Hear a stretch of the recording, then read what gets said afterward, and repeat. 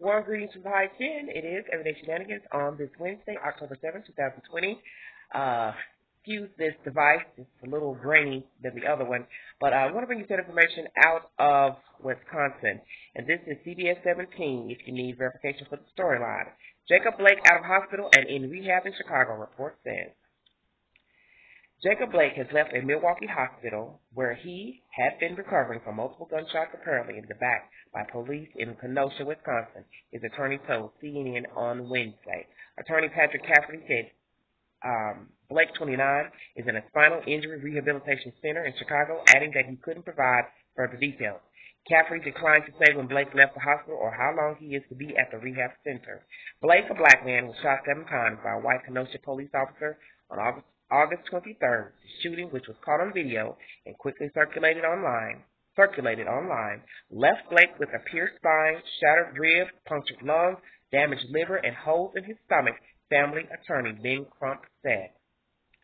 Blake's father, who is also named Jacob Blake, has said his son is paralyzed from the waist down. Police officer Rustin Chesky opened fire after Blake opened the driver's side door of an SUV and leaned into it. 3 of Blake's children were in the back seat. The shooting fueled protests hours later. Last month, Blake appeared from his hospital bed via remote video for his first court appearance on a sexual assault charge unrelated to the shooting. He pleaded not guilty. As is standard procedure, all 3 officers present when Blake was shot were placed on administrative leave during the Wisconsin Department of Justice investigation into the shooting.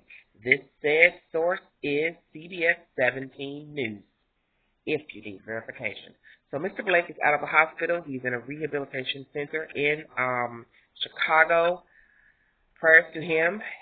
He has sent a message out, I think a month ago, to the public about his ordeal and, people needing to try to do right and do the right thing.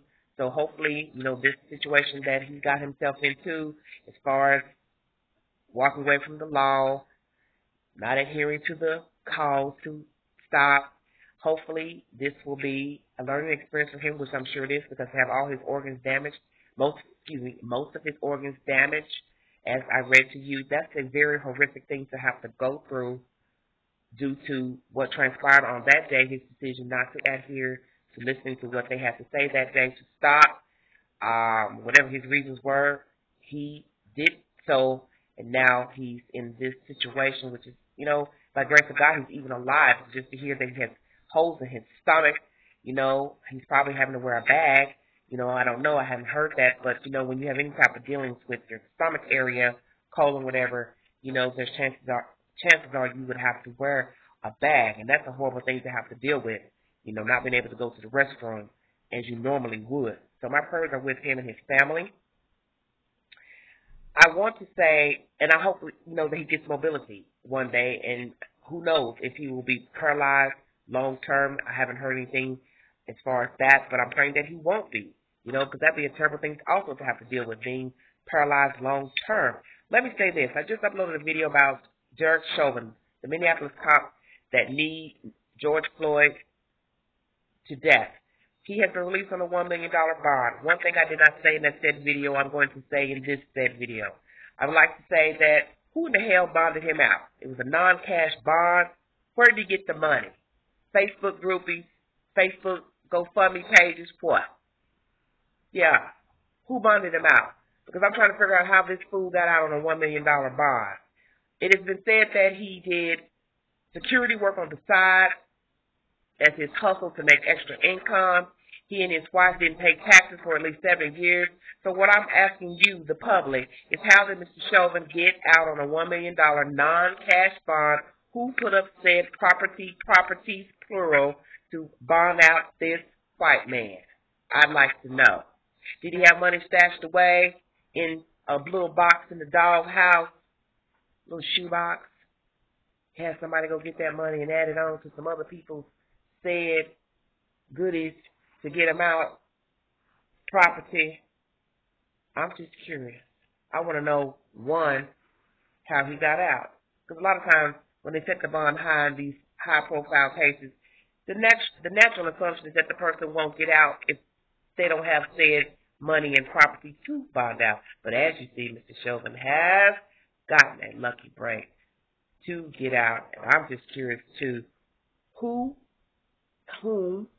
plural, bonded him out, what properties they put up for the bond, and why in the hell did you do it? You see, it doesn't really matter who you are, what you're about, the lives you spend, how you live. There will always be some people who will rally behind the said person, said demon, and they will be in their corner. They will be the ride or die. And as you see in Mr. Chauvin's case, he has some people who obviously like him, and they have put forth their said properties to bond him out, unless Mr. Chauvin had said monies and properties put to the side to where he could bond out. But as I stated in this said commentary that I brought you in the previous video, it was a non-cash bond. So that means someone or someone, plural, put up said properties to get Mr. Chauvin out of jail. The other cohorts are also out of jail pending trial next spring alongside Mr. Chauvin. His attorney is hoping to get Mr. Chauvin to go before the judge as a single entity and not be tried along his other said officers. Now, don't you find that interesting that the attorney wants him to stand trial alone, but yet when he committed the said crime against Mr. George Floyd, he was not alone. Those said cohort officers, fellow friends, associates, comrades, stood idly by and watched him knee that man to death, but yet now that he's been brought up on the charge of murder, lowercase murder, now you want him to stand trial by himself, yet his friend stood idly by him while he kneed that man to death, Mr. George Floyd. Isn't that interesting? This is the sad information, my own personal commentation, no source but from the Queen's mouth. If you need verification for the first source of the story of Mr. Jacob Blake, please log on to CBS 17 News. I'm out of here. Hump Day in America. Hope you all are safe. It's beautiful in the high 10. It's sunny. God is good. I'm trying to stay humble and peaceful as I can. Pray for me. Pray for everybody during this time of COVID, poverty, mischief, mayhem. Like, share, subscribe, drop your comments below. Thanks for joining me. Mask up. Please stay safe, America, and spread the news about everyday shenanigans. I appreciate all of you. Thanks for commenting. Thanks for checking out my last videos, previous videos of Camille McKinney. And I will bring you a video pertaining to that child because next week will mark a year of her disappearance out of the state of Alabama. Thanks for joining me. Until the next video, I am Everyday Shenanigans. Thanks for joining me, guys. Be safe. Bye-bye.